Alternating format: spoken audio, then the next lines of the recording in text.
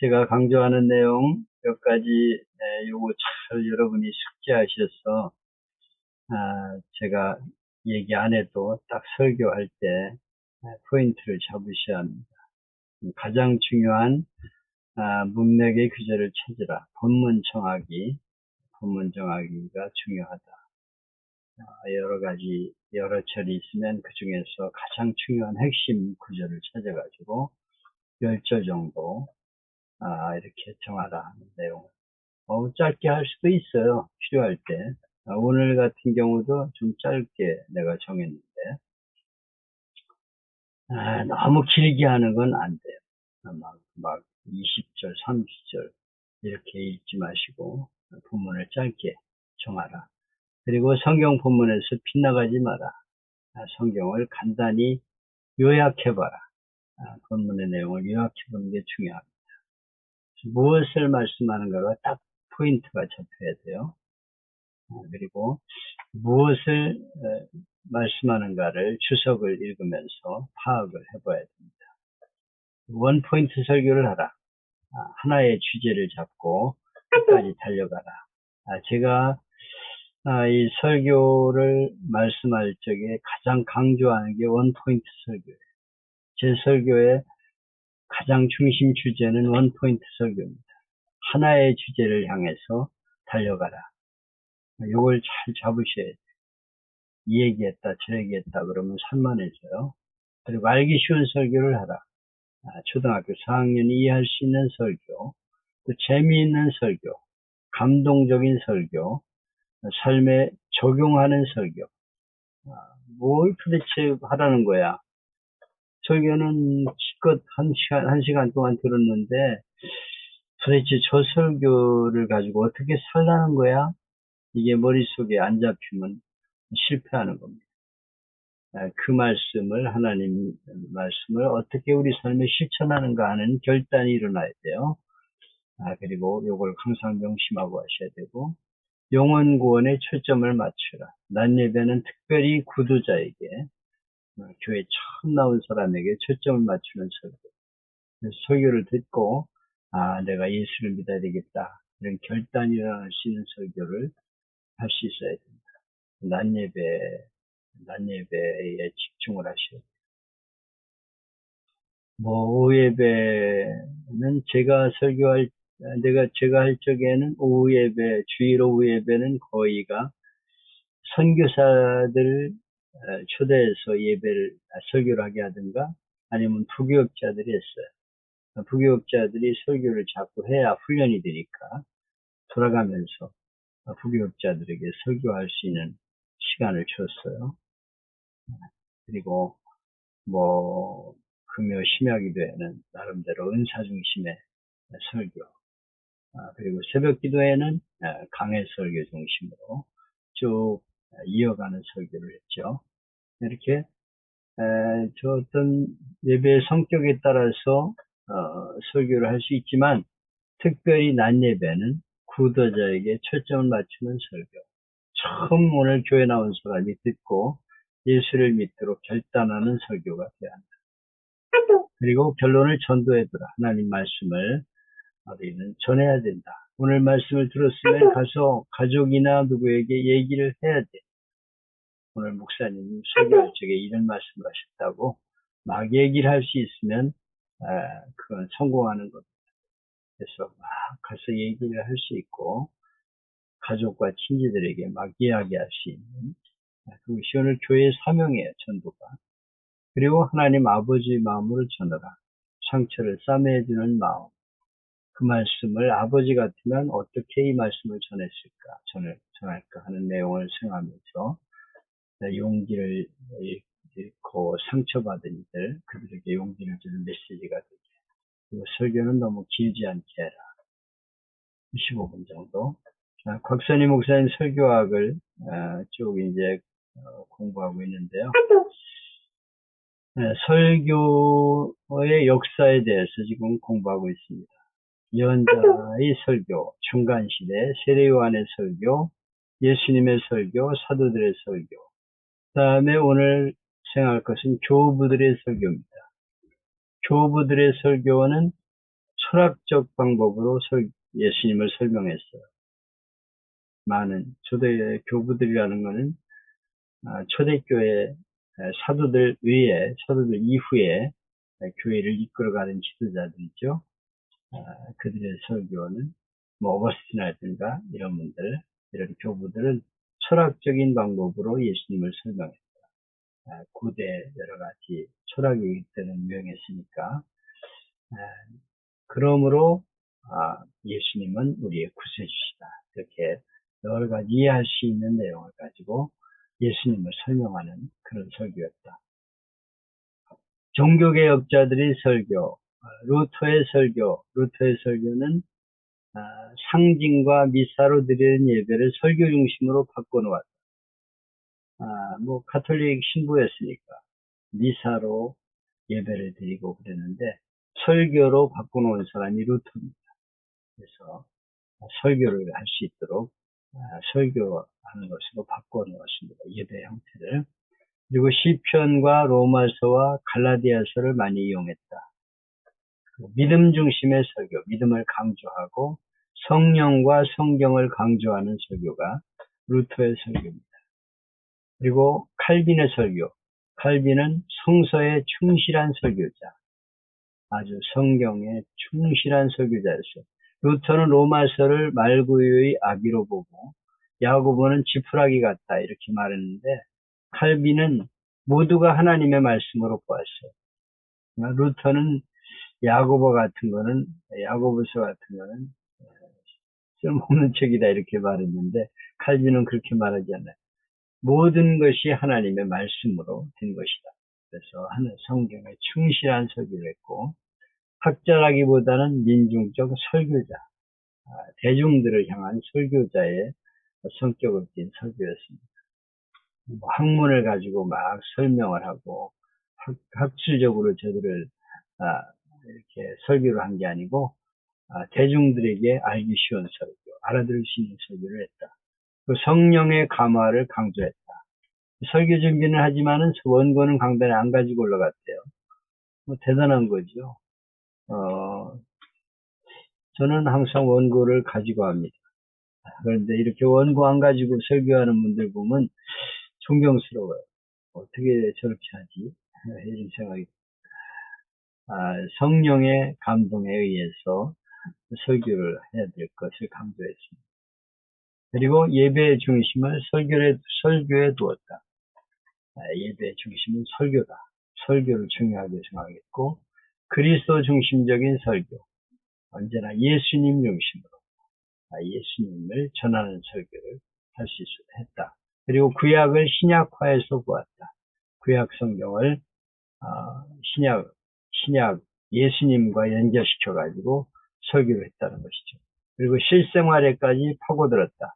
가정 문제, 경제적인 것, 정치, 왕들의 모든 문제 이런 것들을 취급하면서 실생활을 취급하는 설교. 실생활에 연결이 되는 설교가 되어야 되죠. 동떨어진 설교를 하면 안 되죠. 칼빈은 실생활을 다 다뤘습니다. 그래서 정치, 경제, 가정 문제, 여러 가지 문제들을 다루는 설교를 했다 하는 것이 설교 연구한 이들의 말입니다. 곽선 목사님은 그렇게 지금 말하고 있어요. 오늘 본문은 마태복음 11장, 우리가 잘 아는 내용이죠.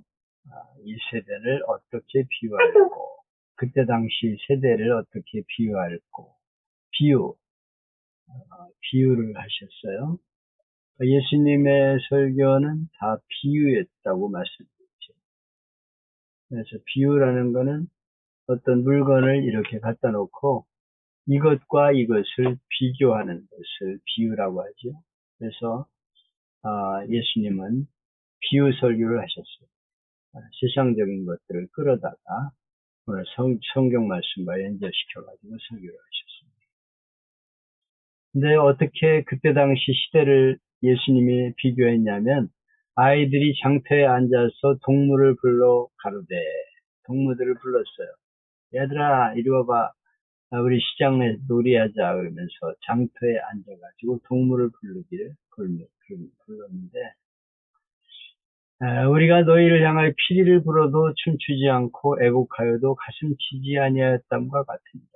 아이들이 친구들과 함께 놀이를 하는데 피를 불어도 춤을 추지 않고 슬픈 노래를 불러도 가슴을 안 쳐. 그러니까 반응이 없다는 거예요. 무반응. 요한이 설교를 해도 반응이 없고 예수님이 설교를 해도 반응이 없고 설교는 듣고 있지만은 딴 생각하고 앉아 있는 거죠. 여기에 대해서 예수님은 오늘 이 시대가 바로 아이들이 놀이터에서 장터에서 놀고 있는 것과 같다. 뭐 슬픈 얘기를 해도 울지도 않고 곡도 하지 않고 피리를 불어도 춤추지 않는 그런 시대. 하나님 말씀을 받아들이려고 하지 않는 시대라고 예수님은 평가를 하셨어요. 비유를. 그러면서 하나님이 지혜로운 자, 슬기로운 자들에게는 하나님 말씀을 숨기시고 어린아이들에게는 나타내심을 감사하나이다. 아이들은 말씀을 잘 받아들이죠. 어른들은 판단하고 앉아있어요. 그래서 어린아이와 같지 않으면 하나님 나라에 들어갈 수 없다는 말이 아이들에게 설교를 하면 얼마나 잘 받아들입니까? 저는 아이들 설교에 상당히 좀 많이 연구를 했어요. 그래서 아이들이 제 설교를 들으면 이렇게 막 같이 빠져들어서 같이 울기도 하고 웃기도 하고 그러면서 설교를 했는데 어린이들은 순수하잖아요. 그래서 하나님 말씀을 잘 쉽게 받아들입니다. 여러분 어린이 설교를 잘할 수 있는 사람은 어른 설교도 잘할 수 있어요. 왜냐하면 쉬운 설교니까요. 아이들에게 쉽게 말해야 되잖아요. 그리고 특히 유치부 설교나 영아부 설교, 이 설교는 다른 설교와 달라야 되잖아요. 어린이와 유치부 설교나 영아부 설교는 천천히, 말을 천천히 해야 돼요. 그리고 모션이 있어요. 모션. 그래서 여러분 안녕하세요 반갑습니다 이러면서 모션을 쓰면서 말을 천천히 하고 억양이 있어요.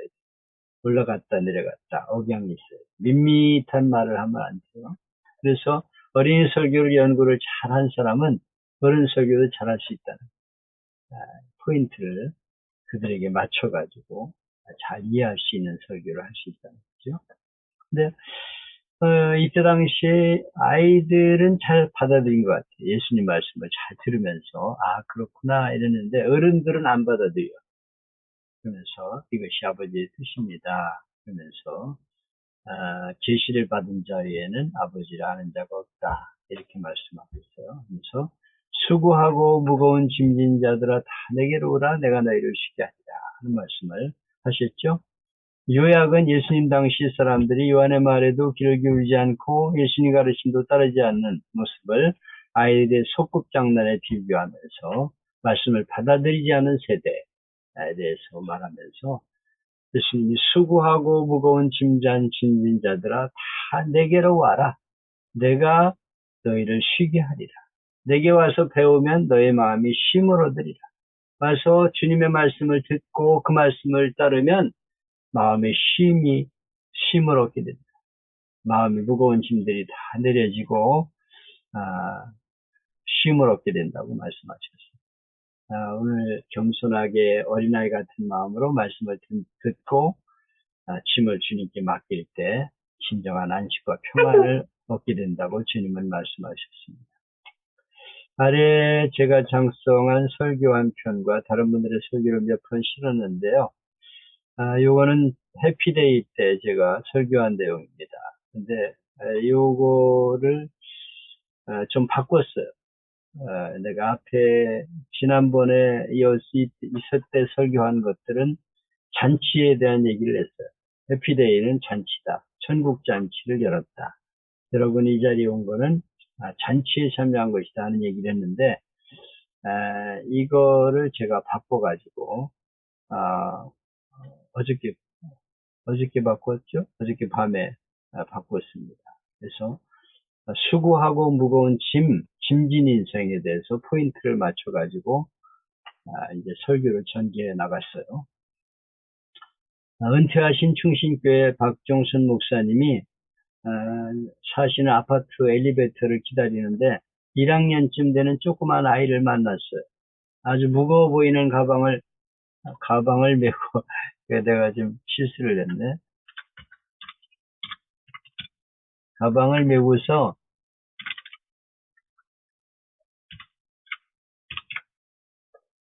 피곤해하는 얼굴이었어요. 그래서 말을 건넸습니다. 너 학원 갔다 오니? 그랬더니 네. 무슨 학원? 영어 학원이랑 수학 학원이요. 아유, 두 가지 다 다니는구나. 두 가지나 다니는구나.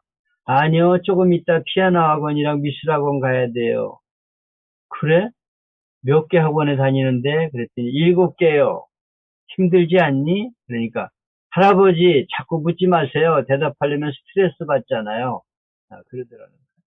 그래서 조그만 아이가 이제 1학년쯤 다니는 아이가 왜 자꾸 묻냐 이거야. 난 지금 피곤한데 자꾸 질문하니까 나 스트레스 받는다고 얘기를 하더라는 거예요. 이 조그만 아이도 스트레스 받아요. 나는 유치원 들어간다고 가방 메고 좋아하는 아이들 보면은 불쌍해요. 그래서 너도 이제 고생문이 열렸다 이놈. 앞으로 이제 고생 좀 하겠다 내가 생각합니다. 왜냐하면 유치원 때부터 부담이에요. 뭘 그렇게 가르치겠다고 열심히. 이게 우리 현실이죠. 유치원부터 초등학교, 중학교, 고등학교, 대학교, 직장생활, 결혼생활 이게 다 무거운 짐에 수고와 무거운 짐에 짓눌리는 인생이 되는 거죠. 목회도 짐이에요. 그런 목회가 짐처럼 느껴지는 때가 있죠. 내려놓고 싶은 생각이 들기도 하잖아요. 어떤 때는 이거 진짜 때려쳐 이런 생각이 들 때도 있어요. 여러분들은 괜찮겠지만은 저는 그런 생각한 때도 있었어요. 너무 힘들더라고요. 이런 인간들이 있어 이런 생각이 들기도 하고 짐이 무거워서 내려놓고 싶은 생각도 들었습니다. 높은 자리도 짐이에요. 그래서 대통령 하고 싶어 그러는데 어떤 분이 대통령 더러워 못해 먹겠다 이런 말을 했어요. 대통령도 더러워 못해 먹어요. 진짜 말이 많고 올라가면 흔들어대고 그만둬도 편치 않아요. 감옥에다 잡아놓잖아. 그만두고 놨는데도 지금 저 남쪽에 있는 분도 아마 마음이 편치 않을 거예요. 진짜 힘들어.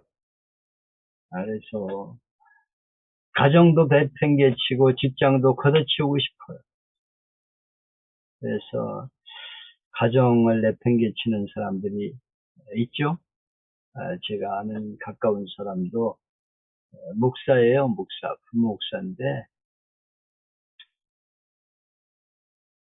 마누라가 애들 데리고 집을 나가버렸어. 당신하고 못 산다. 그래가지고 이분은 부목사로 있다가 가정에서 쫓겨난 거나 다름없지.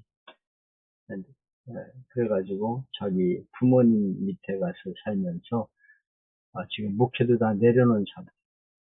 가정도 싫다는 거예요, 당신. 그래가지고 가정도 내팽개치고 이러는 가정들이 있어요. 직장도 걷어치워요. 하루아침에 때려치웁니다. 더러워서 못하겠다 그러면서 걷어치웁니다. 스트레스가 쌓이고 마음의 평안을 잃고 짜증과 불안 속에 살아가죠.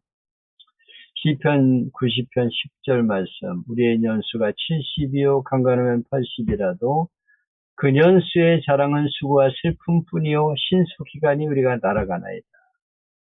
우리의 연수가 70, 이때 당시 70 많이 살았나 봐. 우리 어렸을 때도 60 넘어가면은 참 오래 살았다 그랬어요. 그래서 육순잔치하고 칠순잔치하고 환갑잔치하고 그랬는데 요새는 60 잔치 잘 안 하는 것 같아요. 70 잔치도 잘 안 하는 것 같아요. 엊그저께 장로님이 70잔치 한다고 해서 갔다 왔는데 요새는 많이 살잖아요. 오래 살죠. 강건하면 80이라도, 요즘 강건하면 100세라도, 이렇게 말할 수 있어요. 연수의 자랑은 수고와 슬픔뿐이요 신속기간이 우리가 날아가나이다. 얼마나 살았냐 하는 거는 그만큼 수고를 많이 했고 슬픈 일을 많이 겪은 것이다. 많이 살았다는 것은 수고와 슬픔 속에 살아간 인생이었다고 말할 수 있죠.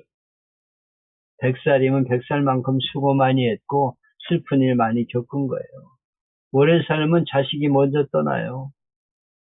그래가지고 자기 자식 떠나보낼 때 얼마나 마음이 슬프겠어요. 수고와 슬픔뿐이요 신속기간이 우리가 날아가나이다. 날아가는 인생 너무 빨리 지나가. 어떻게 하루가 지나가는지 알 수가 없어요. 일주일도 금방 지나가고 아유 벌써 6개월이 지나갔다는 게 참 믿어지질 않을 정도로 빨리 지나가. 신속기간이 우리가 날아가나이다. 이렇게 빠른 인생을 우리가 살아가면서 수고 많이 하고 무거운 짐을 지고 사는 인생이라고 성경은 말씀하고 있습니다.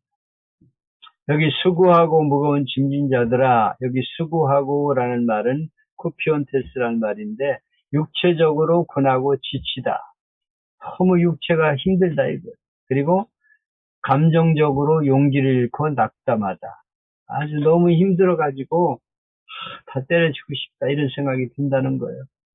또 무거운 짐진 자들아 하는 말은 누군가에 의해서 무거운 짐이 지워진 사람들. 누군가에 의해서 무거운 짐이 내게 지워졌어. 그래서 최근에 우리 찬양단 단장이 너무 더러워서 못해 먹겠다고 지금 그만두겠다고 해서 지금 달래는 중인데 무거운 짐을 짊어지게 됐는데 가만히 놔두면 좋은데 막 흔들어대요. 일을 잘하느니 못하느니 뭐 어쩌고 저쩌고 옆에서 그래가지고 아이 더러워서 못해 먹겠네 그러면서 때려치고 싶다고 그러더라고. 그래가지고 지금 고민이에요. 어떻게 이 사람을 달래야 될지. 이렇게 현대인들은 스트레스와 무거운 짐으로 지쳐가고 있는 인생이죠. 현대인들이 보편적으로 경험하는 한 가지 질병은 스트레스. 스트레스는 우리의 삶을 무너뜨립니다. 그래서 고혈압, 심장마비, 위궤양, 불면증, 각종 암들이 바로 이 스트레스 때문에 생겨요. 현대인 질병 중에 80% 이상이 스트레스 때문에 온다고. 한 연구에서 스트레스 수치를 환산했는데 스트레스가 가장 큰 거는 배우자나 사랑하는 사람이 죽었을 때. 이게 100이에요, 100. 그러니까 가장 사랑하는 사람이나 배우자가 죽었을 때 스트레스가 100입니다. 부부가 이혼했을 때는 73. 자기가 사고 당했을 때는 53. 결혼할 때 50. 결혼할 때도 스트레스를 받나 봐요. 글쎄, 결혼할 적에 기분 좋지 않나? 스트레스가 아마 있는가 봐요. 결혼하면서 뭐 살림장만 이런 것 때문에 스트레스를 받는 거지. 스트레스가 하여튼 50이래. 그리고 실직했을 때 47. 가까운 친구가 죽었을 때 37. 많은 액수의 빚을 졌을 때 32. 자녀가 가출했을 때 30. 직장 상사와 갈등이 23. 이렇게 스트레스를 받는다고 합니다. 그래서 이 스트레스를 우리가 겪으면서 살아가는데 이걸 어떻게 벗어나려고 취미 활동을 한다든가 여행을 한다든가 뭐 운동을 하거나 이렇게 애를 쓰는데 근본적으로 스트레스에서 노예남을 받지 못하고 있다는 것이죠. 여러분 인생을 살면서 무거운 힘겨운 짐이 없었던 때가 있습니까? 나에게는 인생에 무거운 짐이 없었다 이렇게 말할 수 있는 사람이 있습니까? 아무도 없어요. 가난한 사람은 가난한 사람대로 힘들고 돈 많은 사람은 돈 많은 대로 지식인은 지식인대로 권력자는 권력자대로 무거운 짐을 지고 살아가는 거예요. 공부한 학생들도 시험 치러야 되고 딱해요. 우리 손녀딸이 지난 주간에 시험을 치렀는데 아유 그냥 시험에 대한 스트레스가 있는 거예요. 그래가지고 저 오늘 저녁에 빨리 가야 돼요. 시험 공부해야 돼요. 그래가지고 오늘 시험이 너무 어려가지고 수학 시험을 몇 개를 틀렸다고 그러면서 막 그래. 그래도 얘가 뭐 평균 90점 이상 맞았다고 그러는데, 아이고, 시험 치르는 게 스트레스예요. 직장 나가면 스트레스가 얼마나 많아요. 노인은 노인대로 여러 가지 짐들이 있고 스트레스가 있어요. 지난 18세기 영국이 5대양 6대주를 누빌 때 수없는 배를 띄웠는데 많은 배가 침몰당하는 거예요. 그 이유를 보니까 너무 짐을 많이 실었기 때문이에요.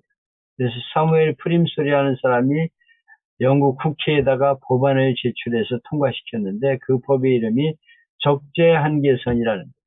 일정한 짐을 실은 배가 일단 물에 띄워지면 그 배가 물에 닿는 부분에 선을 긋고 그 이상은 절대 초과해서는 안 된다 하는 법입니다.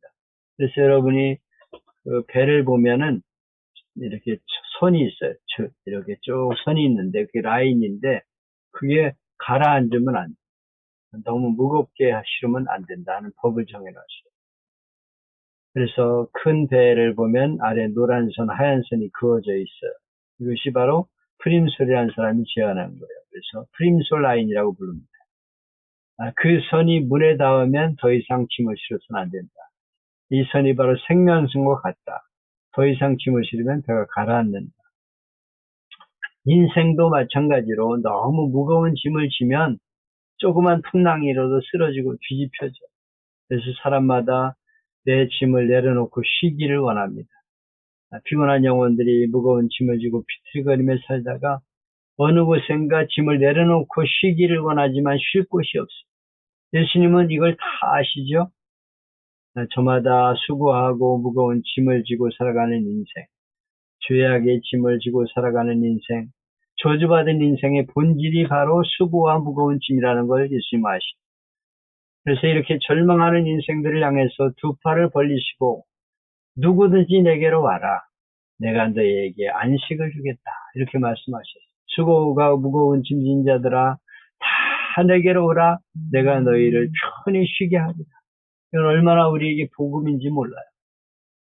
수고하고 무거운 짐진 자들아 다 내게로 오라. 누구는 오고 누구는 안 오고가 아니라 다 내게로 오라. 어떤 짐을 가진 인생든지 다 내게로 오라. 내가 너희를 편히 쉬게 하리라. 예수님께 오면 예수님이 우리에게 쉼을 주시겠다고 약속하셨어요. 이런 약속을 하는 사람이나 종교는 없어요. 오직 하나님만이 할 수 있는 절대적인 약속이고 초청입니다. 예수님이 우리에게 그런 약속을 하고 계시는 거죠. 오늘날 우리가 가장 많이 하는 말은 푹 쉬고 싶다는 말이죠. 휴일이나 주말에 뭘 제일 하고 싶으냐 그러면 아유 실컷 자고 싶어. 오늘 성 목사님이 요 프로페자에 끝나면 나도 잠 좀 자야 되겠습니다. 너무 피곤합니다. 그러는데 저분도 너무 피곤해 인생이. 그냥 잠을 몇 시간 자지도 못하고 나랑 비슷한데 나보다 더해 저분.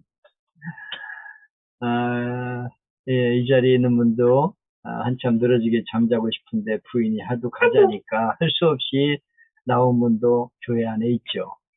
또 친구 간의 우정과 동료의 의리를 뿌리칠 수 없어서 억지로 이 자리에 오신 분도 있을 것입니다. 이때 해피데이에 많은 분들을 초대했기 때문에 이런 얘기를 한 거예요. 하지만 잘 오셨습니다. 예수님을 모시면 마음의 평안을 얻게 되고 안식을 누리게 됩니다.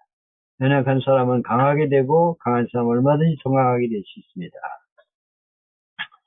수고하고 무거운 짐진 자들아 다 내게로 오라. 내가 너희를 쉬게 하리라. 나는 마음이 온유하고 겸손하니 나의 멍에를 메고 내게 배우라. 그러면 너희 마음이 힘을 얻으리니 이는 내 멍에는 쉽고 내 짐은 가벼움이라 하십니다. 내 짐을 맡아줄 사람이 없어요. 가서 내가 이렇게 힘들어요. 이렇게 사정을 얘기하면 속으로는 겉으로는 응응해도 그래 나도 힘들다 이놈아 이렇게 하고 앉아있다니까. 우리 짐을 맡을 만한 그런 그릇이 될 수가 없어요. 근데 예수님은 마음이 온유하고 겸손하니 다 우리를 받아주시겠다는 거예요. 그리고 주님께 와서 예수님을 배우고 예수님이 짊어지신 그 멍에가 무엇인가를 배우게 되면 너의 마음이 힘을 얻을 것들일 것이다. 주님이 감당하지 못할 짐은 없다. 이렇게 말씀합니다. 우리가 예수님께 나와 풀어야 될 짐이 무엇인가? 첫째로 죄의 짐이 풀어진다고 말씀하고 있습니다. 인간은 죄 없는 사람이 없죠. 죄악 중에 태어나 죄를 짓고 살아갑니다. 그것 때문에 양심의 가책으로 괴로워해요. 인생에 있어서 제일 무거운 짐은 죄의 짐입니다. 누가 말하지 않아도 내가 스스로를 알아요. 내가 양심적으로 너무 잘못 살았다 하는 걸 알고 있어요. 이것 때문에 누구나 괴로워합니다. 아니 도둑놈도 내 자식에게 너 도둑질 배워라 이렇게 하지 않는다니까. 자기가 잘못했다는 거 알고 괴로워해요. 그 사람들도.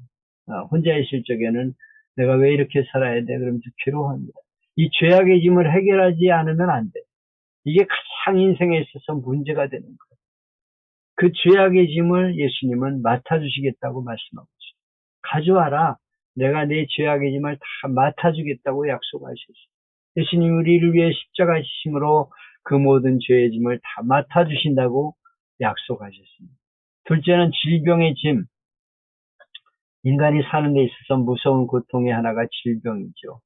이것 때문에 행복한 가정이 파괴되고 가정에 남편이 병들면 행복이 깨지고 자식 아프면 온 가정이 우울해지고 사람들은 이 병을 퇴치하려고 온갖 약초를 찾아다니고 이렇게 계속 애를 쓰는데 계속 불치병은 늘어가. 근데 성경은 나는 너희를 치료하는 하나님이라고 말씀하고 있어요. 성경에 보면 많은 환자들이 치유함을 얻어요. 예수님이 하신 사역 중에서 가장 많은 사역, 실제적인 사역은 치유하는 사역이에요. 오늘도 예수님은 마음의 짐, 육체적인 짐, 무거운 질병들을 맡아주시고 치료하시는 분이죠. 그래서 예수님께 나와서 주님 나 아파요. 너무 힘들어요. 그러면 주님께서 우리를 치료해 주신다고 약속하셨어요. 그래서 이사야에 보면 예수님이 우리의 죄를 위해 죽으시고 연약함을 친히 담당하셨구나. 우리의 질병을 치유하신다고 약속하셨어요. 그래서 무거운 질병의 짐을 가지고 주님 앞에 나와 아뢰는 거예요. 주님 내가 이렇게 힘들어요. 내 병 좀 고쳐주세요. 주님께서 물론 다 고침 받는 건 아니죠. 그렇다고 해서 200년 300년 살겠습니까? 갈 때 되면 가야 되지. 그러나 예수님이 우리의 짐을 맡아주시고 질병을 치유하신다고 약속하셔요. 지금도 기적이 일어납니다. 우리 기쁨의 교회에 가신 분들이 지금 많은데 거기서 실질적으로 치유가 일어나잖아요. 어저께 우리 강미선 사모님 거기서 일어난 그 치유 동영상을 보여주는데 걷지를 못했어요. 파킨스 병이었던 것 같아요. 그래가지고 이종선 목사님이 나오라 그래가지고 안수를 하면서 치유 사역을 했죠. 근데 이 사람이 그 기도를 받고 나더니 멀쩡하게 내려가가지고 막 뛰는 거예요. 아니 걷지도 못하는 사람이 막 뛰어. 그래가지고 강민수 사모가 막 웃으면서 다시 올라와 보라고 그러세요. 그랬더니 아유 성큼성큼 올라가 강대상으로. 야 이런 기적이 지금도 일어난다니까. 예수님은 우리의 질병을 치료하시는 분이라는 것을 우리가 알아야 되죠. 이건 믿어야 되죠. 셋째는 가난의 짐. 세계 지도를 펴놓고 보면 2만 불, 3만 불 되는 이상 되는 나라는 다 예수를 믿는 나라예요. 이 2만 불, 3만 명 넘는 나라 중에 95%가 기독교 국가예요. 5%에 해당하는 나라하고 한두 나라도 기독교를 받아들여서 경제붕을 한 다음 껍데기만 취하고 알맹이 예수를 버린 나라죠. 그래서 이렇게 예수님을 떠남으로 물질적인 풍요 때문에 무서운 도덕적인 타락이 일어나게 되죠. 가난의 짐을 벗겨주신다고 주님은 말씀하셨어요. 그래서 예수를 믿으면 가난이 벗어지고 가정에 은혜가 임하고 풍성한 물질의 복도 임한다. 여러분들이 하나님을 잘 믿으면 물질의 복도 받을 수 있다. 이것을 역사가 증명하고 있습니다. 넷째는 죽음의 짐. 오늘 밤도 죽음의 사자가 찾아오면 인생은 끝나는 거 아니에요? 죽음은 누구에게나 피할 수 없는 무거운 짐이에요. 죽음의 이후를 생각할 수 있어야 돼요. 그러나 예수님 앞에 오면 이 죽음이 무섭지 않아요. 왜냐하면 죽음의 문제가 해결되기 때문에, 그 죽음의 짐이 주님에 의해서 해결되기 때문에, 영원한 생명을 얻기 때문에. 그래서 오늘 인생이 끝난다 해도 죽음을 두려워하지 않아요. 영원한 생명을 얻기 때문에. 이런 짐을 진 인생들을 향해 주님은 수고하고 무거운 짐자들아 다 내게로 오라, 내가 너희를 쉬게 하리라, 이렇게 약속하십니다. 종교를 짐으로 생각해서 신앙을 버린 사람이 있었어요. 그는 톨스토이입니다. 톨스토이는 어렸을 때 신앙생활했어요. 티네이저 시절에 신앙을 떠났습니다. 그러다가 나이 55세가 되었을 때 신앙론이라는 글을 쓰면서 이런 글을 남깁니다. 나이 55년 살아오는 동안 내 인생 최초의 15년간 소년기를 제외하고는 안식을 경험하지 못했다. 안식을 알지 못하고 살아왔다. 그러나 이제 나이 55세, 이제 나는 내가 버린 어머니의 품과 같은 신앙의 품으로 돌아왔다. 나는 종교로 돌아온 게 아니다. 나는 예수님의 품으로 돌아왔다. 그리고 예수님 안에서 다시 참된 안식을 발견했다. 그가 떠난 15살까지는 신앙생활을 했는데 그때가 자기에게는 가장 행복한 시기였다. 지금 와서 55년 지나고 나서 55세가 돼가지고 어머니의 품과 같은 믿음의 품으로 돌아왔다. 예수님 품으로 돌아와서 난 안식을 누린다고 말했습니다. 수염난 할아버지 식당 앞에 서 있는 KFC, 켄터키 치킨 아시죠? 카날 산도스라는 분인데 이 사람이 예수님을 만나서 새로운 인생을 시작했죠. 가을철인 1988년 출생을 해서 열심히 살았지만 하느님마다 실패하고 빚을 많이 지고 60세에 파산당. 그러고 나서 그는 너무 인생이 허무했습니다. 열심히 살았는데 왜 이 지경이냐. 그는 병원까지 입원하게 됩니다. 생각할수록 모든 것이 야속하고 미워지고 자기까지 미워졌어요. 그래서 그는 스스로 목숨을 끊으려고 밤늦게 병원 문을 나섭니다. 그때 어디선가 찬송 소리를 듣게 되었어요. 너 근심 걱정 말아라, 주 너를 지키리. 주 날개 밑에 구하라, 주 너를 지키리. 이 찬송에 끌려가지고 어디서 들리나 따라가 봤더니 조그만 예배당 안에서 한 늙은 노인이 부인이 혼자 앉아 찬송을 부르고 있는 거예요. 그 모습을 보는 순간 마음이 뜨거워집니다. 그도 할머니 옆에 꿇어앉아 기도하면서 이렇게 기도합니다. 하나님, 잘못했습니다. 제가 주님을 멀리 떠난 죄를 용서해 주시고 불쌍히 여겨주세요. 그리고 막 거기서 통곡을 하기 시작해요. 그러고 나서 마음의 평화를 누립니다. 어디서 그런 힘이 나는지 모르게 되었어요. 그동안 짓누르던 짐이 다 사라지게 되고 죽으려던 생각 다 없어졌습니다. 그리고 나는 뭐든지 할 수 있다는 마음이 생기게 되었어요. 재출발을 합니다. 처음에 쓰레기 수거하는 일부터 합니다. 나이는 60세, 자본금 다 날리고 오라는 것도 없으니까 자본금 안 드는 게 쓰레기 치우는 일. 거기서부터 돈을 차곡차곡 모아가지고 통닭집을 만듭니다. 근데 이 통닭집이 잘 되는 거예요. 이제 유명세를 타기 시작합니다. 그래서 치킨 체인점이 되게 되는데 이것이 바로 샌더스 치킨이라고 부르는 켄터키 치킨입니다. 저는 억만장자가 되고 수많은 돈을 벌어서 교회와 자선단체에 기부를 하죠. 예수님을 만나면 이렇게 문제가 해결된다. 수고하고 무거운 짐자들아 다 내게로 오라, 내가 너희를 쉬게 하리라. 힘들 때 누군가 짐을 조금만 덜어줘도 너무 좋죠. 누군가 내 어려운 말을 들어주기만 해도 힘이 돼요. 제가 어렸을 때는 할머니가 힘이었습니다. 우리 할머니는 저랑 같이 밤중에 교회를 나가서 이제 예배를 드리고 돌아오면 우리 할머니가 얼마나 대단한 분인지 나는 할머니가 있으면 겁이 없었어요. 나중에 보니까요, 우리 할머니가 내 어깨 차더라. 아이고, 이렇게 조그만 할머니를 내가 믿고 이렇게 겁 없이 살았나 이런 생각이 들더라고요. 할머니가 나와 함께 한다는 게 내게 힘이었어요. 김동 목사님 설교를 들어보니까 골목길에서 아들이 아빠 저 형이 나 때렸어 그러더니 쫓아가서 그 형을 발로 차더라는 거예요. 그 형이 꼼짝도 못하고 맞더래. 왜냐하면 아빠가 있기 때문에. 어려울 때 주님께 나가 기도할 수 있다는 것이 축복이에요. 우리 인생에 있어서 가장 큰 축복은 내 짐을 맡길 수 있다는 분이 계시다는 거예요. 가서 기도할 수 있고 내 어려운 문제를 아뢰 수 있다는 게 바로 우리 인생에 있어서 가장 큰 행복이고 축복입니다. 그때 우리 마음은 안식을 누리게 되는 거예요. 평안을 누리게 되는 거예요. 내가 너희를 쉬게 하리라 그랬습니다. 이제 말씀을 맺습니다.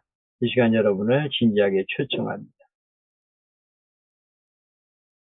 이 시간 예수님을 영접하고 무거운 짐을 맡기기 원하는 분은 손을 한번 들었다가 내려보십시오. 나를 위해서 기도해 주십시오 하는 분도 손을 들었다가 내려주세요. 네, 고맙습니다. 여기저기 손을 드셨죠? 저 뒤에도 망설이지 말고 손 드세요. 나를 위해서 기도 한번 해주세요. 이런 분들, 내가 정말 힘듭니다. 기도해 주세요. 그런 분들 다 손 드세요. 네, 고맙습니다. 지금 손들 분들은 이렇게 기도하세요. 하나님, 나는 죄인입니다. 내 죄를 용서해 주세요. 오늘 이 시간 예수님을 영접하기로 결심합니다. 예수님을 믿기로 결심합니다. 도와주세요. 나도 영생을 선물로 받기를 원합니다. 나의 무거운 짐을 예수님께 맡깁니다. 나를 도와주세요. 예수님 이름으로 기도합니다. 따라서 영접 기도를 하기 말고 이제 여러분 함께 하신다. 걱정하지 마라. 그러고 해피데이를 이제 마쳤죠. 그래서 괴로울 때 주님의 얼굴 보라 찬양을 하라 하면서 마치는데 오늘 참 피곤한 인생을 살아가는 우리 성도들에게 여러분 이 귀한 예수님에 대한 메시지 얼마나 우리에게 소망을 주는 메시지인지 몰라요. 이 메시지를 전해서 우리의 모든 성도들과 가족들이 안식을 누리는 삶이 될 수 있기를 축복합니다.